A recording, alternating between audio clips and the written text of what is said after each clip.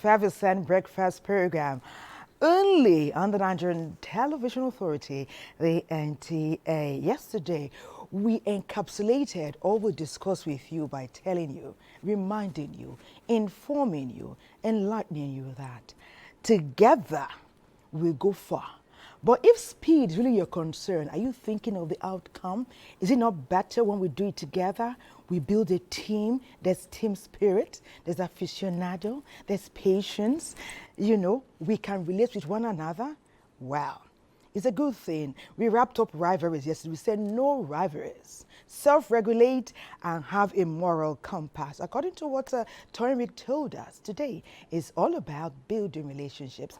Patience. How important really is it to build relationships? Oh my goodness, I don't even know where to start with that, because I do know that a society is said to be as healthy as the relationship in that society are. That's how important relationships are. And they say relationships are the bedrock of every society. So we must ensure, must be intentional about building this relationship, be they colleagues, the family, our friends, or partners. We must be intentional about building relationships. Indeed, it's so key, like the one we have built here over time and has transcended beyond our professional lives. Exactly. You know, they say the home is a microcosm of the society. True. So it's really key that parents and guardians should integrate their children, bring them together in the bond of love, concern, care, comfort, and that's what they take out into the larger community. Absolutely. If we keep doing that, a good cycle, a loving cycle will be replicated, not just in our community, but nationwide. But Thelma, I mean, one relationship that's so important to me is the people watching us. I mean, you're here every weekend in, weekend out, watching us. You join our conversation, you make our show richer, and we are there every weekend sharing that. We churn out content that will enrich your lives. I mean, what's that for a relationship? And tell me, we don't take it for granted. We love you. Let's keep this relationship going. And today we invite you to be a part of the show. Our program is interactive. After all, that's why it's the Weekend Deal. My name is Thelma Obazin. Welcome. And I am Patience Eloy Abba. Now let's hand over to the news. There's an It is your favorite weekend show, Weekend Deal, coming to you from the network service of the year NTA. Yesterday, our focus was on rivalry, and today we have dovetailed into something that is, after rivalry, building relationship. We've all agreed that relationships, strong and healthy relationships, are the bedrock of society. Now, how do we build this kind of relationships that can stand the test of time? Because we do know that relationships have profound impact on our lives. To tell us more, to have an expose and kickstart our conversation is the backgrounder, and it's put together by no other but Ayuba Tete, our producer today. Let's see this. Building relationships from scratch is a delicate yet rewarding process. Trust lies at its core, requiring clear communication, patience, and consistency. Whether in marriage, the workplace, or places of worship, the foundation is built on honesty, shared values, and mutual respect. Ignoring red flags like poor communication or unwillingness to compromise can hinder progress. Friendship and mutual support create the groundwork for deeper connections. In marital relationships, challenges such as communication gaps, conflict priorities, and loss of intimacy often arise. These can stem from unspoken resentment, financial stress, or cultural differences. To address these, couples must prioritize open dialogue, actively listen to each other, and, when needed, seek professional counseling. Setting aside time to reconnect emotionally and physically is essential for maintaining a strong bond. In the workplace, good relationships boost morale, improve teamwork, and create a thriving work environment. Mutual respect and collaboration reduce conflict and foster productivity. Organizations can nurture this by promoting team-building activities, celebrating diversity, and ensuring fair treatment. Strong workplace relationships lead to cohesive teams and a greater sense of belonging. In places of worship, relationships foster unity and compassion through shared rituals, community outreach, and spiritual guidance. These spaces create a sense of belonging, encourage accountability, and promote acts of kindness that strengthen bonds. Leaders play a key role by fostering inclusivity, resolving conflicts, and organizing programs that support members' spiritual social needs. Building relationships from scratch takes effort, but it is profoundly rewarding. Whether in marriage, the workplace, or a place of worship, trust, respect, and shared purpose are vital. Challenges, when addressed proactively, can transform into opportunities for growth, resulting in strengthened bonds, heightened morale, and lasting unity. Join us on We Can Build today as we discuss building relationships. The amazing relationships we build while we journey this life together sometimes will determine how integral our contributions can be to societal development and national growth. And that's why we're very excited to welcome two amazing people who we know when they weigh into our conversation will all be the better for it. Permit me to first make great and welcome Dr. Sam Obafemi. He is a life coach and a business consultant. But first, we see his profile.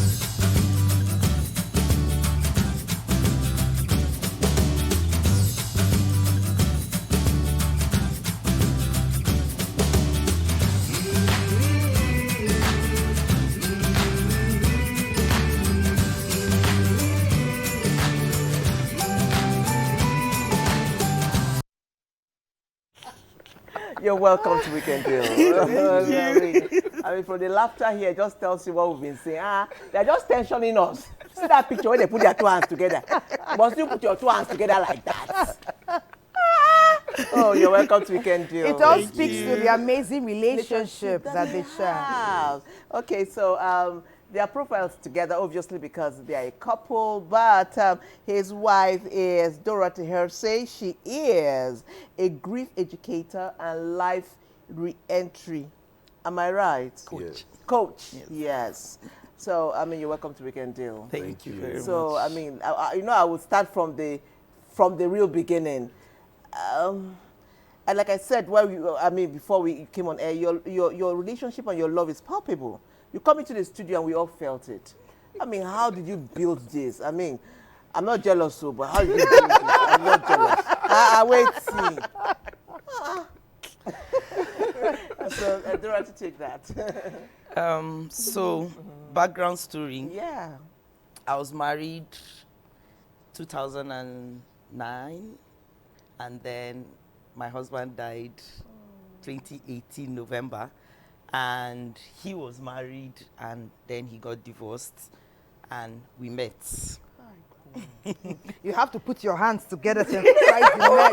We know you have met. We can see your patience. Then we met. Then we met. We met, though. We have met. We have met in NTA. We are still working in NTA. We met.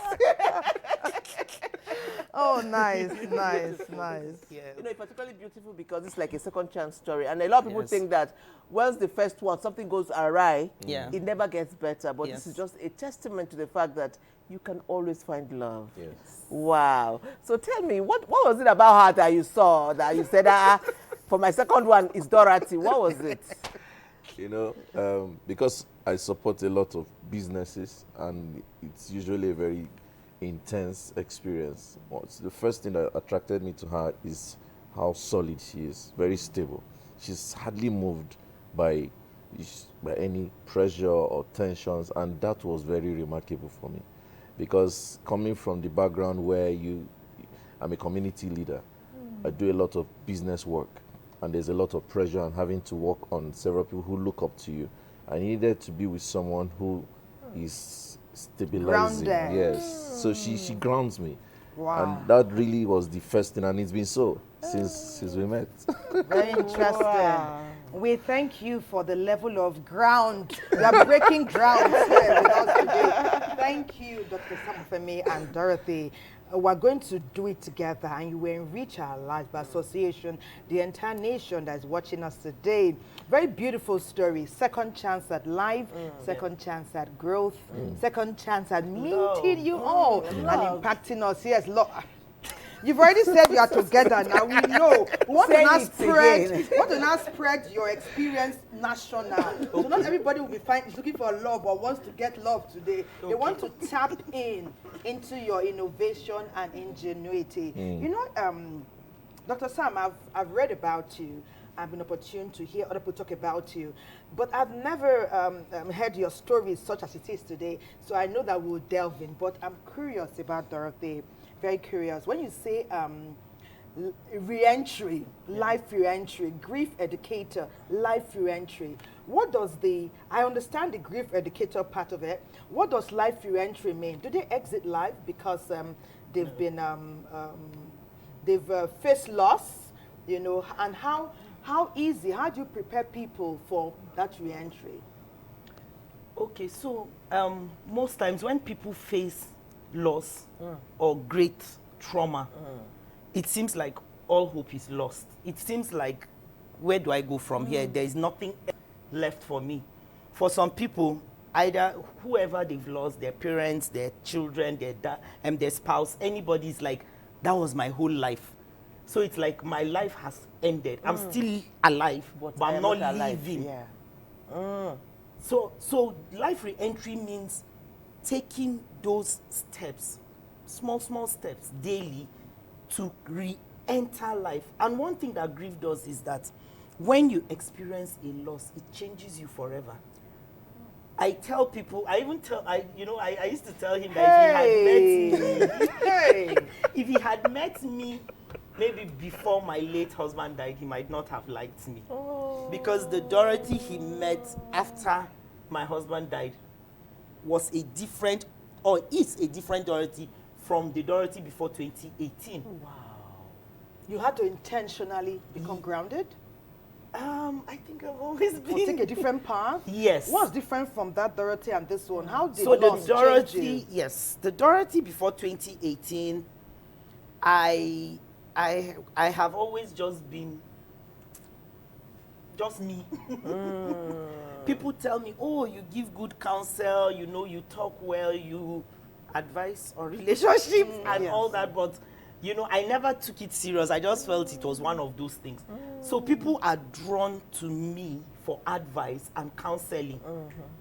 But I've always just been there. I don't do public speaking. I always like being at the background. So I can even write and give you to speak. I just didn't like being in the limelight. But after 2018, because of what I experienced, you know how our culture here is about grief and death and widowhood. So I just felt, if I'm going through this, how many other people out there are going through this? So I started speaking out about things that I experienced as I went through my journey of being a widow. And I realized that people were like, I thought it was only me, you know. So it now narrowed the gap. People were not now feeling isolated in their grief, because now it's like, okay, it's not just me. There are other people that are experiencing this. This thing is normal. You know, some of the things that I experienced, like forgetfulness, I used to tell people I had the, you know, brain or the memory of an elephant, but I became very forgetful. I became, you know, so for some people, when I shared it, they were like, oh, I thought something was wrong with me. So I was just grieving. So some of the things that we don't speak about, it now seems like you're not well. There's something wrong with you, but there's nothing wrong with you. Okay. So that is what, you know, that's the me now. Now. Use your personal experience to help and change and transform the life of others. Okay, but Dr. Sam, I'm really interested in you because coming from a relationship that did not work, you understand? And we must also say that we are in a society where a whole lot of relationships are not working. Because I have not been able to understand how we come from I love you to becoming strangers in marriage. And that's what's happening. So what lessons did you learn from where you were that you are bringing into this relationship? Because see, both of you are like young lovers. You're like 16 years old See our lovers. hands again. Every sentence They are like this. We are together. When we met. We When met. you're talking, you must be doing your hands. We are together. That's the Attention reference point. also. Sam and Dorothy, finish us. Oh, yeah, tell us. Oh goodness. So it's a roller coaster. You know, most times, like she likes to say many times, nobody planned or nobody plans for a divorce when you're getting married. True. It's not something you say, okay, I'm getting into this marriage and then in 10 years time I'm going to leave it. It's an unfortunate outcome. And most times it's more like a last resort. When you have attempted to salvage a situation and it's not really working, and either parties begin to feel that life-threatening situations may be present, or you're not just getting any headway, it's very okay to exit. What are the lessons I have taken from my former marriage? First and foremost is around appreciating yourself, placing value on yourself. And this is very key even for both those parties? Yes. The individual who is getting married must place premium value on themselves. Because what you get to experience in your marriage is a function of how valuable you see yourself. Oh, that's profound. Yes, because what happens in many marriages, especially around abuse or around any form of inferiority or any form of oppression, is because one party has ceded their self-image and they are subject to anything that happens in a marriage. So many people who are still in a marriage that they really know cannot work are not able to leave because they have not placed premium value on themselves, which brings about the second issue, the issue around what will people say. And so the second lesson I took away is, at the end of the day, it falls back to you. Any decisions you make over time, people get to respect the decision. And that's very key. And one of the things I am enjoying in my marriage now is the fact that I'm able to talk about my wife, talk about my relationship, talk about my marriage, talk about my children very confidently, knowing the things I have learned over the years. And it has become like a compass. So it's very key, because most of us, especially maybe the African or the Nigerian man, struggle with flaunting our wives. It looks like, oh God, what's wrong with you? Be a man. You know, but one of the things I'm happy to be able to do is, I love whom I'm with, and I'm able to tell everyone, you know what, you can be happy when you know you made this choice to be with this person. Oh, wow. Let's allow NTA Port Harcourt, because they are focusing on building relationships in marriage. NTA Port Harcourt, please join this conversation. Marriage is a beautiful adventure where two souls intertwine, forming a strong emotional connection. It is a journey of teamwork, trust, and mutual support, navigating life's up and down together.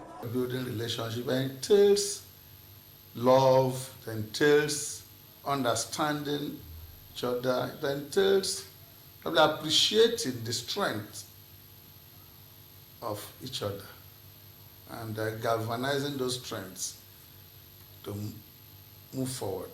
Relationship in marriage, of course, you know, is the most complex relationship class or type. If two in a marriage relationship want to build that marriage relationship, number one, they must have open hearts to learn each other, to learn from each other, to learn from outside, in other words, to emulate other marital relationships that are working. Just like creating a masterpiece, marriage takes a lot to work. To build a strong bond and a deeper connection requires lifelong commitment, love, and dedication. Very important tools that sustains marriage. This love, this stomach, and sex are very important tools that, if properly articulated, you are going to win your man to yourself. How then can passion and spark in marriage be sustained? Each moment I behold my wife, it's just like we just started afresh. You wouldn't know that this is a journey that has reached up to 40 years, you know? And I keep thanking God that the Lord helped me to have this woman as a wife. I heard it from friends that the good husband of today can easily become another thing tomorrow. So, from time to time, I do table my marriage before the Lord. For you to live with a particular man for 40 years, it's not an easy thing. So I said, God, please, make him fresh in my mind and in my total being. The same thing applicable to him. Make me fresh. And God in his mercy always answer that. I also, just like what he said, I do understand him. I study him. There are areas that he does not like. Those areas, I don't go to that area. Sometimes obstacles will arise, testing the fabrics of your relationship. How best can one overcome these challenges and emerge stronger than ever in marriage? 3 years have been a journey of sweetness and bitterness, because it is a journey of no regret. The bitterness calls for learning, for improvement. Marriage is all about understanding and maturity of heart. It's not by maturity of age, but maturity of heart.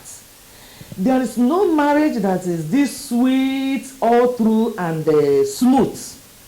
Sometimes you meet this obstacle. When the obstacle comes, sit down and calculate very well on how to follow the matter. It's something that cannot change. Then I have to tolerate it. You must always talk about it. I have to say it. I have to tolerate it. So I don't bother her then about that. Anytime the thing happens, I will reorganize and put it together. Must be take it easy now. Please, make sure you forgive your spouse. Without forgiveness, it will be difficult for you to move forward or the relationship to be maintained. Marriage indeed is a lifelong journey where two people grow, evolve, and build a life filled with love, laughter, and adventure. A very interesting dimensions NTA Programme took us through, and with a theme we can share them with our friends here. You have become family members, and we're learning. We just heard, earlier on we spoke to Dr. Sam, right? We want Dorothy to weigh in, but let me also add what we just learned from Port. The fact that you've married your helpmate, a person you understand almost 99.9%, doesn't completely say that there won't be some rough turns and twists. They may come in. So it's our hope that the understanding will help, cement things. There is that talk of forgiveness. Does forgiveness depend on the level of the wrong, or you forgive absolutely everything? Does forgiveness come after apology, or are you just to forgive even if there's no apology and all that? And also add that to what we asked Dr. Sam earlier. Like, he spoke from the male perspective. He's been intentional. Yeah. He wants to make a difference, and a lasting one for that matter. Hence, the whole Nigeria and the world is looking onto you with joy today. Give us the woman's perspective. Sometimes we need to submerge us to the point where we're sinking. The water will get to the nose, but the man can't see because he assumes that that is your role. Yeah. You go down, and I go I up. rise. Yes. Help the woman, help us to be able to present it honestly and lovingly to the extent that he buys in when necessary. Okay. So let's address the forgiveness. So most times we look at forgiveness like it's for the other person. Forgiveness is for you. So when you see it as for you, there is no condition to it. Yeah. It's unconditional. Because for every time there is an offense, you find out that when you're holding on to it, you don't function properly. True.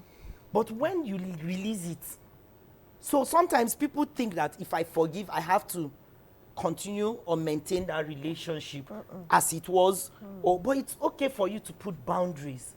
So forgiveness is for you. Because what does forgiveness mean? I release it. I'm not holding on to this offense, this pain. I release it. And then I do my thing, with or without you in that space. That's the boundary that you create. So when we look at forgiveness from that angle, I think it makes it easier for us to say, okay, I'm doing this for me. And since it's for me, I have to do it over and over, whether there is an apology or not. Because sometimes some apologies will never come. And then you're bitter, and then you're sick, and then you're not moving forward. Because you're holding on to an apology that might never come. Sometimes the person has even died. And you're still holding on to the person did not apologize before they died. And now what are you doing with the offense? There is nobody to give you that apology. So you, by yourself, you have to release it. And this goes beyond our spouses or No, partners. any relationship you have, like, because there will always be offense. At your workplace, with your children, in the church, in your religion, anywhere, there will always be offense. So you have to decide. It's a decision that you get to take by yourself without anybody forcing it on you. So when they tell people you have to forgive, no, you don't have to forgive, but you have to want to forgive. Because you're doing it for you, for your mental health, for you to be stable. And they even say long-term bitterness has found to be one of the causes of cancer. Research shows that.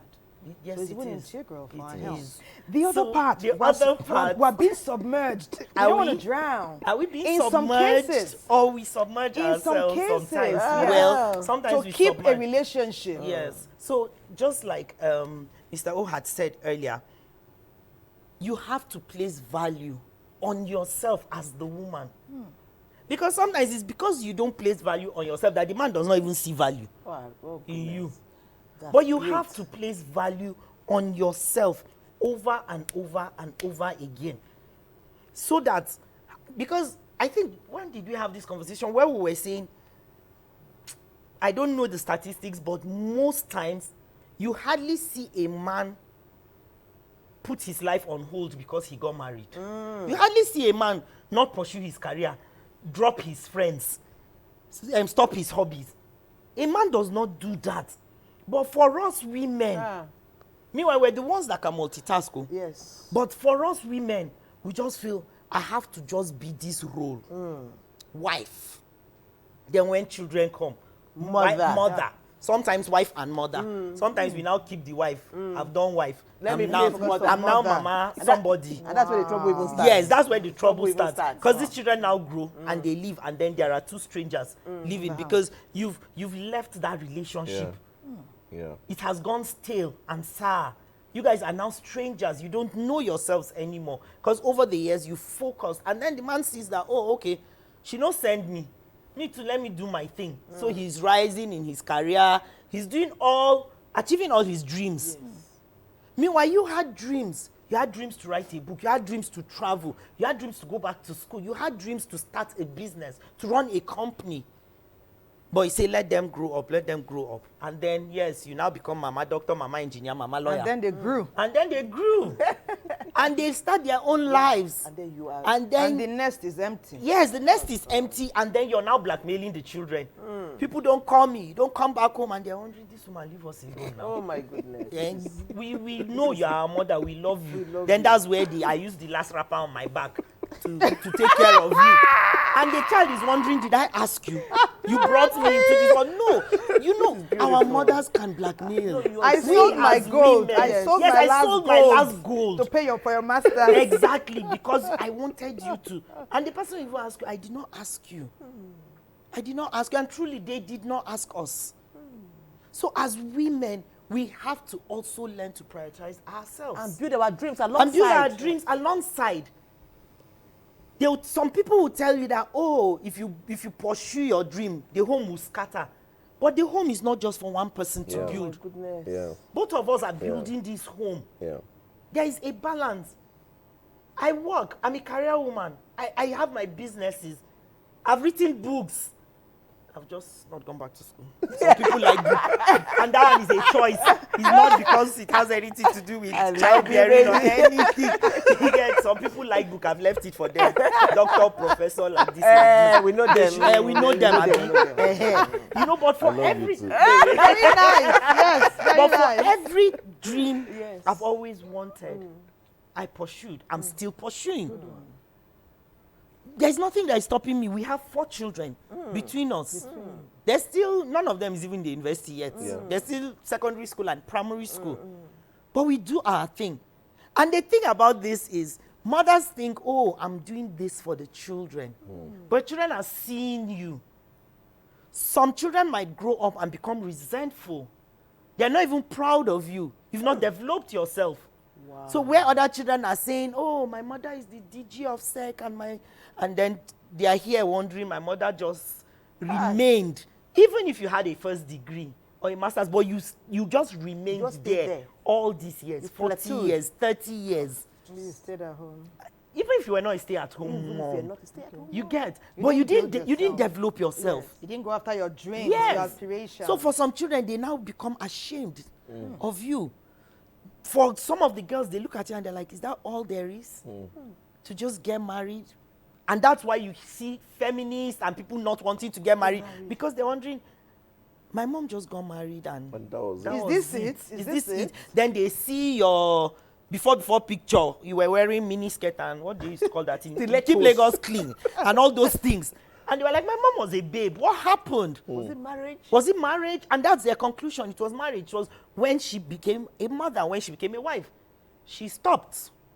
She stopped all this. And I don't want that to be me. I don't want that to be me. Some might now feel this is all there is. Okay. So you are now telling them, do your masters, travel to the moon, do this, and they're wondering why. You, uncle. Why? I thought this is it. Now, my own is to get a man and marry and have children, and that is it. So because the children are seeing, they are learning. Yeah. So we as women and as mothers, we have to do better. Yeah. We have to do better because we think that staying and submerging, that's why I said, are you sure we're being submerged? Or we submerge ourselves. Because we actually delegate it and hand it to the man. And when you give it to him, he will do what he pleases with it. You know, there's a very thin line, very, very thin line between handing over and it being handed over, and the rules being handed over to you. And it's that delicate line that we need to fine-tune. And good thing, all what you have shared with us has impacted us. Patience, you want to take it from here? Yes, I was going to even say that, you see this thing you've just talked about, most times it starts going wrong from communication. Yeah. Yes. Because it's communication. Okay, so you, as a woman, you have all these dreams. And then you're not able to articulate it in such a way that the man buys in or whatever. And then the man just thinks, okay, she wants to. And that's where trouble starts. So how do we communicate in marriage? Because they said building relationship, in whatever relationship, be they colleagues, partners, communication is key. Yes. How do I articulate my dream in such a way that my husband or my partner will buy in and say, okay, I'm going to support you. Yes. So tell us, I want to talk to Sam today. How do I bridge that? Yes. I like this question because coming from where we both came, we had challenges with communication. I wasn't communicating. At some point in my former marriage, I just locked up. I was just doing my thing. Like, was there a reason for that? Well, because we had a lot of ideological clashes. And when we couldn't reconcile our ideological standpoints, You decided to just everybody shut just up. decided to do their thing. And then she also, having lost her husband, and she had some challenges too with communication. When we started, when we were friends and we knew, okay, there was something in this friendship, we decided to explore the relationship. We have what we call hard talk from the beginning. I'm not sure there's any topic that we have not talked about. Even before we decided to get married, the moment we knew that, okay, we liked each other, we're going to have a relationship, it was something, and I give her credit for that, because my default is to just follow, just be doing. So she would ask questions. I'm not uncomfortable answering the questions, but I won't initiate them. And over time, in the last 5 years of our friendship, it's something that has become like a major pillar of our now marriage. We call it hard talk. We talk about every single thing. Amazing. Now, we have background where, because of how we were raised, we're very sensitive about choice of words and approach and manners. We factored that in our conversation. So we're empathetic in the conversation. We have no confrontation. We have like rules of engagement, how we present the conversation, checking in that, okay, you're comfortable having this conversation. And it's something we've done, rinse, repeat, back to back for the last 5 years. So now we're very comfortable. There's no conversation we can't have. So I agree with you when you say it really begins with communication. If the man and his wife agree to not have any mystery box, the marriage would likely work. I won't say it will work, because there's no absolute. Yes, it's not But the absolute. chances are higher that your marriage will work if the man and the wife agree that there is no conversation we will say no go area. Let's talk about this thing. Let me know where you're coming from. Let me know your perception around this. For example, we have what we call date nights. And we have questions, that some random questions. She has this very interesting handle on Instagram she follows, that they ask random questions. And we do that spontaneously. She just can wake up and start asking questions. But you know what? It used to look like fun, but it has become a very integral part of our intimacy. Because you ask questions that even you never thought of. And in having those conversations, you're expanding the gray matter. You're getting to know that, okay, this is how this person thinks. These are the areas this person is sensitive and touchy. These are the areas this person is open to. These are the areas that this person doesn't want to go to. And, okay, why don't you want to go there? What's happening? So we have the conversation, but it's information for me to know that the fastest way to stress this woman is to go this route. And the fastest way to make her be at peace is to go this route. So hard talk is something we are proposing to people in relationships, whether you are married or not, provided you have a romantic relationship with a person. Explore hard talk. Come to a place where I'm safe to have conversations. And one thing we do is we don't have conversations and start saying, oh, you said this, okay, so now I know, like using it against each other. Because there has to be safety. I was going to go there, in because hard talk. you give, yes, there has to be safety. You give some information and then they start using it against you. When you're in a relationship and you're exploring communication, the communication is not to become a weapon. You are not giving information that will be used against you as a weapon. Don't regurgitate. Yeah, so there are several levels to this communication thing, but really, we just need to be interested in making the relationship functional, healthier, in the interest of the parties involved in the relationship. There's no relationship that is for one person alone. If one person is the only person benefiting from the relationship, it has become a parasitic conversation. Wow. And that's not what anybody wants at the end of the day. Nobody wants that. Okay, very interesting dimensions we're taking in this conversation. We are learning. You know, nowadays as adults, we find it very challenging to be honest. I used to use the word brutally honest. Some people don't want to be. They don't really believe that if I open up totally to him or her, she's going to understand. And I know that many women are willing to understand and empathize. Am I speaking for all women? Okay, it's Weekend Deal. Very interesting convo. I know your messages are coming in. We'd love to know your polls, how you're feeling our polls here. These are amazing people. amazing people we have here, Dorothy and Sam. But we'll see them again. They're here. The show has not ended. Oh, please keep your messages coming in. We'll take a second, break it back onto that. We'll come back. You must have relationships that are good enough for you to stay comfortable in the office. But how do you not cross the line, because it's an official place of work? Yes. So you want to keep it as official as possible, yet build relationships. How do we balance it? That's a good question. First and foremost, the people at work are emotional people. We usually will say emotions drive people, people drive performance. And so in the workplace, the emotions predominantly at play directly impact on performance, irrespective of industry and sector. So the driving force is positive energy. The driving force is harmony. The driving force is support systems. The driving force should be healing.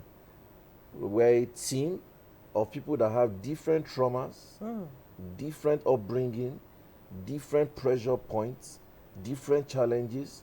Some are coming from families where there are terminal issues at home, loved ones having terminal sicknesses. Some are coming from backgrounds that are completely messed up. Some are coming from backgrounds that are wholesome. They come into the place. Those that come from a wholesome background are threatened because they are vulnerable to those who come from a background that need help.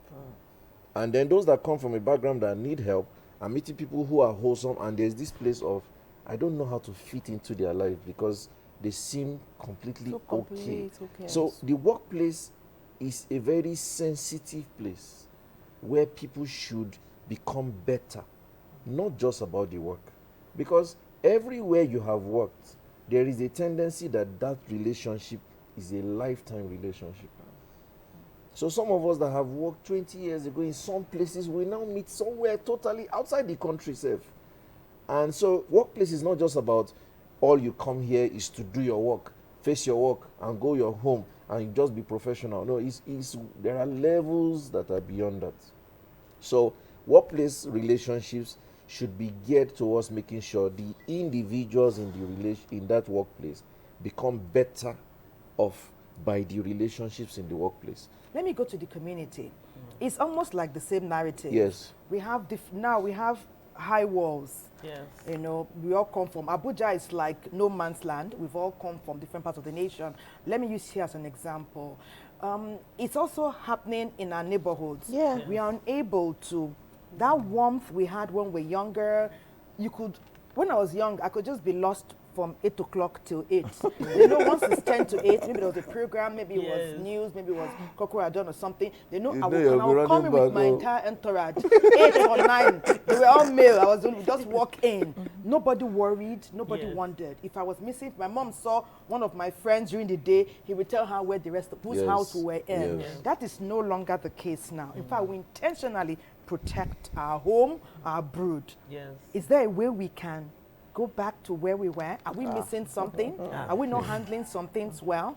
The advice that Dr. Sam has brought to the workplace, can we also interpret it in our neighborhoods and communities?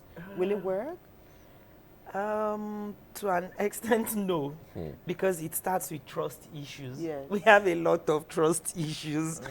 We don't trust our neighbors. We don't trust even the security that is guarding us. Yes. We don't trust them. We don't trust anybody. True. Some people don't take their children to their parents. Say my mother beat me when I was growing up. So they don't take the grandchildren to see the grandparents. Or if they're going with them, if they're going there, they have to go with them. So there is a lot of trust issues. So that you see that even in schools now, they don't beat, there are certain forms of discipline that they don't do because don't touch my child. So now we're more protective, which I don't know, it has its good and not so good side. You know, we're more protective. And because we're more protective, these children are sheltered. Yeah. These children are not street smart. They're book, tech, give it to them now. But I used to tell my daughter, you know, the third one is 12. I used to tell her that when I was 8, I was cooking. I was going to the Angwa to go and be buying things. Yes. And she'll be looking at me like, are you sure? So go and ask your grandma now. Thank God she's still alive. Go and ask your grandma. You know, but we've so shielded and sheltered these children that even conversations they don't know how to have. So they go for children's parties and everybody is on a device. Yes. Nobody sees a strange or random just and initiates a conversation anymore. Sometimes like go and meet this person. Just say, what will I say? And say my name is. So coming back to the neighborhood, we've lived in this house for how many months now? Maybe 8 months. I can't tell you that we can name more than 1 or 2. And maybe till we leave that area. Even as cheerful and as enlightening you as will you carry your cheerfulness and somebody will be wondering, what do you want? Oga, is there any okay? problem? Maybe you came to okay? beg for something. You know, so you meet a wall and they're wondering, okay, my name is this, we just moved in. Okay, tell us the reason why you are in front of my door. So you see, maybe there is maybe an estate meeting and you guys will greet yourselves and it ends there. Tomorrow everybody is in their car and just. But can we help our children better? We are not They will not have it. the How are we experience. helping? They will We're not have the doing it. experience that we had. We had it, but we're Yes. not practicing what our parents did now. Now we're not doing what our parents did. And it's not a function of what you tell the children. It's not what you tell them, it's what they It's what they see you you do. You don't go to your neighbor's house. They are not going to relate with the neighbor's children. No matter how much you say, oh, go and play now. See them, go and they're wondering you why not playing with their parents. It's me, I said, because they're seeing you and what you're doing. Before, during Christmas, plates like this, warmer. We carry food on Carry my head. food there. That estate, 20 people, you will go to 20 people's houses and you will have 19 plates in your house, including your own. Everybody else. No matter how small, No matter how big. small, no matter how they just made it, nobody cared. We take it with love. But now you hear of people dumping, like even for neighbors that still do that, you hear people dumping it in the trash. Yes. Because say, I beg you, these people are this, these people are that, I don't know what they put. And then that's how the gap keeps widening, it keeps widening. And I honestly don't know how we can help it. Well. So right now, it doesn't even need high fence.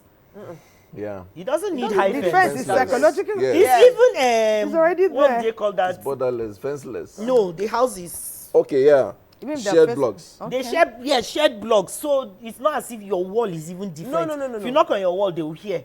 We run into each other But every day. yes, we every run into time, each and other then and we we just mind our businesses move on. and then we move on. Okay, so let's take some messages Nigerians are interested in our show and they are writing in. So good morning. This is very important educative conversation you all are on. Thank you so much for having it. Please, how do you handle a partner who avoids conversation totally and is defensive when discussing? Nancy from Lagos. Okay.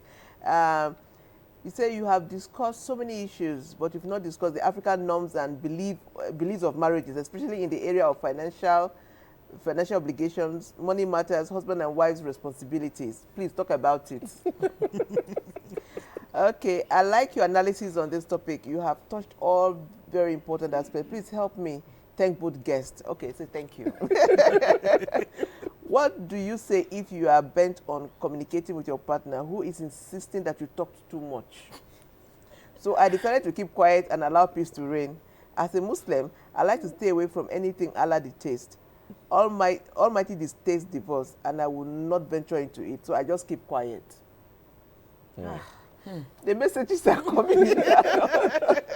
I don't even know. But it's so painful. It's when stressful. you have a heart full of nice gist. Yes, and then your you partner can't share it says- right in your home where you should be at your most comfortable. Frustrating. Okay, so okay.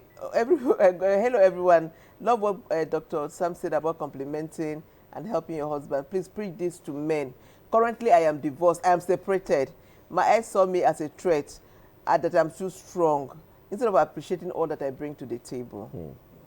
Now she's separated. There are too many sad. It's only God that can save my marriage. I don't know what to do again.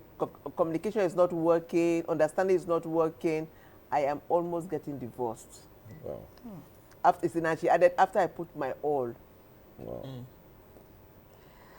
Ah, God. Can they begin to yes, talk about can some you of these speak things. to them gradually? I want to We can talk. take Let's more. talk about the finance part Yes, and the money in roles marriage, and the yeah. responsibilities, because there's also this challenge around married people thinking this is the husband's work, this is the wife's work. While we can assume traditional roles, in practice, at least from how we have evolved, we're not stuck on if he doesn't do it, nothing concern me. If she doesn't do it, nothing concern me. We are not like that. Because even with respect to finance, we know that we have a family to raise. We have 4 children to take care of. We have our own fantasies and dreams and luxuries to cater to. We have our parents to take care of. We have dependents and loved ones we want to care for. So at the end of the day, we have a list of projects. See the things we want to do. As the monies are coming in, we are finding which one should we prioritize. Just last week, we have this furniture project in the house, and she got some funds, and she's like, should we mobilize the carpenter? And I said, you know what? I know that is important, but I don't think it's urgent. And she said, yes, it's true. We just looked at which other item on the list of projects is most important right now, and we put funds there. This marriage thing is 2 people that want to be together. It's not supposed to be, if you don't do it, I won't do it. If I don't do it, don't do it. It now looks like war. So for us, and we think that marriages, couples should try, show compassion to your spouse. The state of the economy is tough enough. Don't make it tougher for you people. If it's 2K you guys have, what can 2K do in this house now? Let's do it. Let's look for the next 2K. Do the next one. Let's look for the next 2K. It's not a function of I have my money, she has her money, my money is our money, her money is her money. You are stressing yourselves. Now that does not remove the fact that it is such a beautiful thing that when she makes money, she's able to decide how she wants to spend money. These are conversations. That's why I say hard talk is good. Let's have this conversation. If money comes in, how do we deploy our money as a family? How do we deploy the resources that come into the family? So it's not like creating a rule, a hard rule. It's a conversation around, as man and wife, what can work for us here. Because sharing this on live TV does not mean that it's applicable to everyone. Everybody, yeah. But you both need to sit down and say, in our own house, how can it work? Someone was asked me recently, should I create a joint account with my spouse? I said, it's not me that will tell you yes or no. Because in my own house, we don't have a joint account, but the money is so mixed up, like it's as good as having a joint account. We know each other's revenue, income, and all that. Doesn't mean that another family cannot say joint account will work. So I want to really just point out that anything that will make your home a happier place, explore it. Don't create rules that create stress. There's too much stress. This message is very important because you're speaking to it. Say, what do I do for a woman who prefers conversations with people outside the house the moment she starts having money? Than no one can talk to her anymore. Although we are separated, that once she has money, she doesn't talk to him again. Should he now go talk with her? But perhaps we'll come back and attend to that very juicy question after we take our third and I think our final break on Weekend Deal. I'm learning. You know, it's a good a thing we're humble enough to admit that life is a learning curve. Yeah. And as long as you stay a learner, you always be the better for it. Our break is now. We'll see you on the other side. Welcome back. So messages are coming in. Let me quickly take this message, please. Good morning, house. I love this topic, building relationship. Honestly, I have learned a lot. Thanks to all the team members. My own issue is that my neighbor has bewitched my wife. Can I have spiritual advice from Dr. Sam? Okay, another one says, I don't know. Season's greeting to the couple and both of you anchoring. I want to find out if the relationship between offsprings of their past marriages are working together. Are your children all together in this thing? And are the couples living together? This is Ayodeji Ogedengbe. So he has 2 daughters. Oh, beautiful. And then I have a girl and a boy. So between us now we have 4 children. his daughters are older. So right now we have a 15-year-old, 13-year-old, 12-year-old, and a 10-year-old. That's the boy. He's the last. And so before we got married, when we're just friends and all that, the children used to meet. So birthdays, visits, sleepovers. The children used to meet. So they were not strangers to themselves. And then so when we decided we wanted to be a couple and a family, we each had conversations with your own children. So I spoke with mine, he spoke with his, and the general reaction was, we're not surprised. It was like, who else could it have been? You get? So I think that made the transition easier. And then, so when we all started living together as a family, of course, there were some tensions and some, because now it's like, oh, we're not just coming to do weekend and go back. It's now we're here. We're now here. I have older sisters. Yes, we have older sisters. Yes. We have a brother. Yes. And all that. And then one of the things my daughter said was, phew, she's no more the firstborn. I said, you're still the firstborn. Everybody has. And perhaps she's not the one doing all the dishes now. He calls his second daughter lastborn. We still call her lastborn. Yes, we still call her lastborn. I still call my first. You people are still in that position. Don't leave it for anybody. That's beautiful. So in the house now we say we have two lastborns. Yes. Yes, Two she's firstborns, two two firstborns, two That's- lastborns. Thank you to Dr. Sam Obafemi, life coach and business consultant, and Dorothy. He's amiable, Beautiful. intelligent, brilliant, warm partner, Dorothy. Supportive Here's wife. a grief educator and life re-entry coach. You've given us a new vibe today. I'm re-entering with Vibrance. We thank you so much. Thank you for having us. Thank you for your family members. Yes.